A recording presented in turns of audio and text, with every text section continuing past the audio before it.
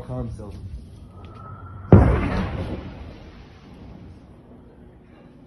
هي وجهك شفتها، بس في لها فراغ، لها كيف تروح الفراغة بتنزل بتعمل هذا الصوت.